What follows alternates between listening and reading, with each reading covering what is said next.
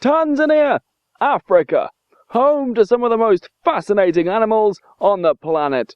They make their homes and hide in Africa's plains, mountainsides and rainforests. But one visitor to these remarkable lands hopes to find something completely different, making its home deep in the jungle. A squirrel?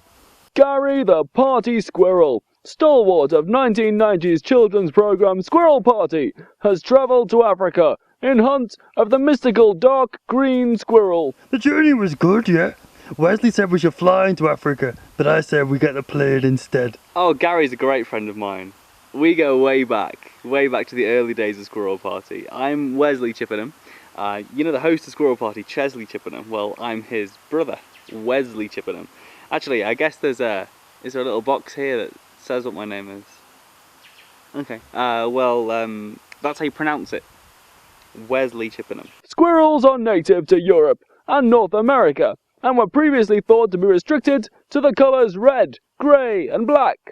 But recent evidence suggests that here in Rungwe there exists a specimen that will change everything we thought we knew about squirrels. Evidence is a strong word. I had a hunch. But we thought, because me and Gary are such great showbiz chums, why not take a trip together?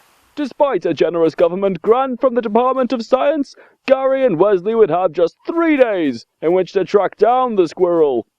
We would have had 5 days, but I was in charge of the budget, and so I decided we'd spend a lot of money on Snickers bars. Snickers bars have a lot of nuts in them, so we thought it would make good bait for the dark green squirrel. And I could eat them on the plane. I'm allergic to nuts. Gary is a party squirrel, and Let's Go Nuts is basically his and the entire cast of Squirrel Party, from Crafty Kath right through to William Cakespeare. It's their war cry for partying, for having fun together. And I know it's just a word, and the word can't hurt me, but whenever I hear it, I feel this twinge of sadness right here, as if I'd actually eaten a nut. Obviously not, just like I'd eaten a nut. Because if I had eaten a nut, then my throat would inflate and my face would expand and I would look like some kind of radish. But I'm an actor, a performer. I mean, I won't go into listing the voiceover shows I've done, or my Radio Leicester commentary, but I am more than just Chesley's brother, you know. And sometimes people forget that. I did audition for Squirrel Party. Let's go nuts!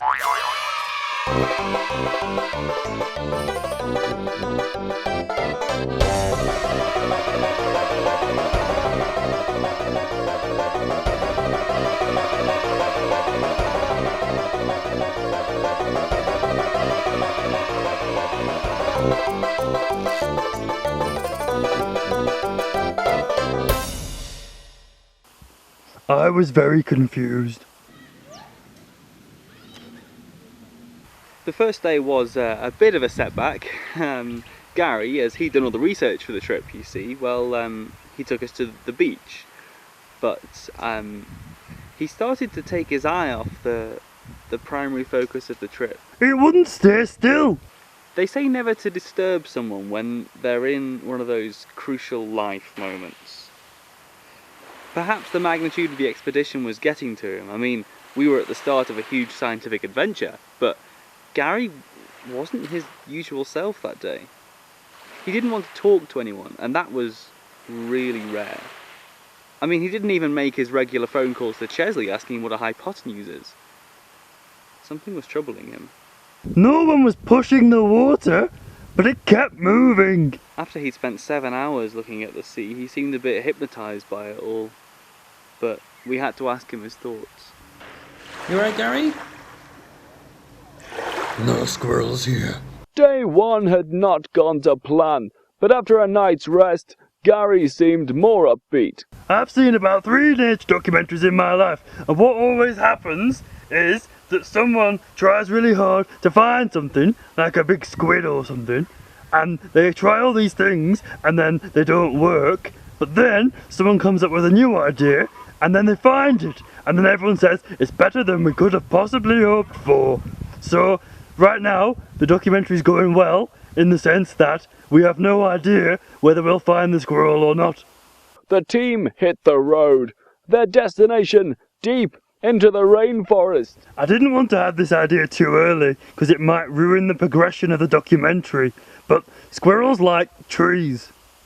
So I thought I'd go somewhere with lots of trees. Gary understands squirrels like no one else, because he is a squirrel.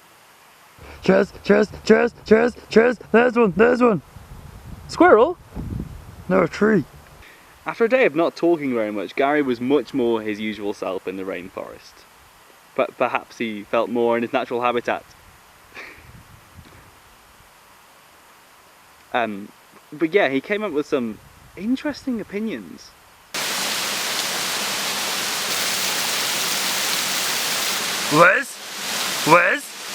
Wesley?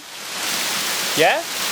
It's at this point during the documentary that there's usually some sort of conflict between the people on the trip. Now, I like Wesley a lot of the time, but I didn't feel bold enough to escape the conventions of the genre. So, I started an argument. Eggs are a type of mini beast. Oh? Good one, Gary.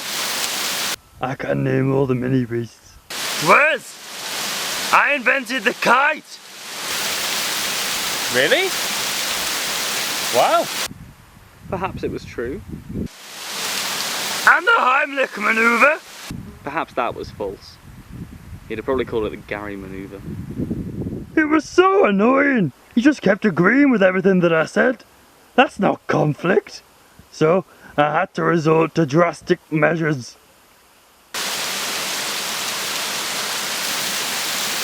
By the way, it wasn't your nut allergy that stopped you from getting a part on Squirrel Party. It's because you're not very talented. What? I just don't know where that came from. Success! He cried for 12 minutes. I have talent! He looked really upset, so I told him I was just joking. Of course he was just joking. Obviously. It is true though, I spoke to the producer. What happened next? Well, I was just pulling myself together, you know, yeah, pulling myself together. But it's hot out here, isn't it? it's like Africa here.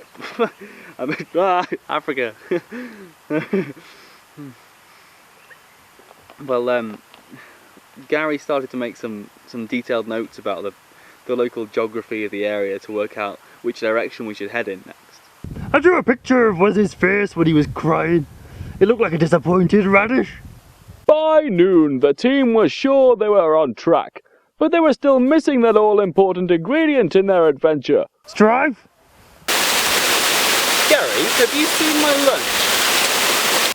Yeah, strife. All good adventures need strife. We weren't going to see the Dark Green Squirrel unless someone started suffering a bit. Now, I didn't want it to be me, so it had to be Wes. So, while he went to the loo, I set fire to his lunch. There's just a lump of ash where my star needs to be.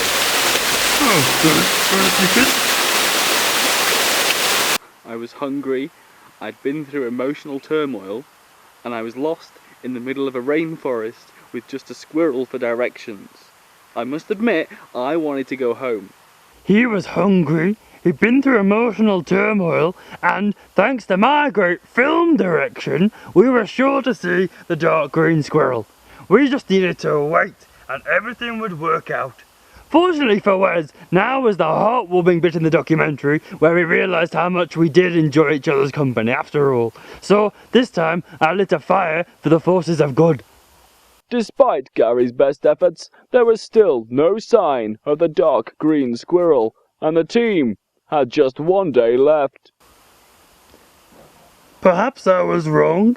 Maybe there's more to making documentaries than putting famous people in Africa and making up a new breed of animal for them to discover. Their final day would be spent in the rainforest. There were only two solutions. Either the dark green squirrel didn't exist, or Wes hadn't gone through enough pain. Wes, look up! Yeah? But I was pretty sure the dark green squirrel didn't exist. I did think about trying to make up a new type of animal to try and discover, but someone once told me to learn from my mistakes, and that's probably a good idea. Hi, Wes! Oh, God, what is that? What's wrong, Wes? Look, I think I've worked out what you're trying to do, Gary. You're trying to make good television by putting your characters through pain. I mean, I'm starting to doubt that forest fires, which you told me to be specifically careful of, start and end in a pocket in your bag, consuming just your lunch. Are you about to cut off my hand with that machete and then edit the documentary so it looks like a bear did it? No, we need this to get through the forest. Wes did make an interesting point, but I thought against it. Sure, if the dark green squirrel didn't exist, then we wouldn't find it. But we could still find something a lot more universally relevant. Adventure. There's no such thing as a dark green squirrel, is there, Gary?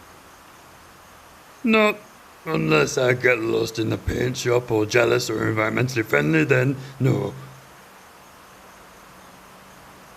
Does this mean our documentary's a failure? We did a bad thing with honest intentions. Well, we kind of proved that the dark squirrel doesn't exist, at least in all the places that we've checked. That's kind of science, right? I don't know. Should I ring Chaz and ask him? No, best not. Save it till you get back. We still have time here. So what do we do now? Let's go nuts! Alright, Gary. You big party squirrel, you. Let's go nuts. No! I don't know why, but it felt okay to say it in that moment. You'll put your life in danger from time to time, but it's kind of entertaining. Put it this way. This is the best TV gig I've had in a while. He's a good friend. Can I carry the machete, Gary? On your way.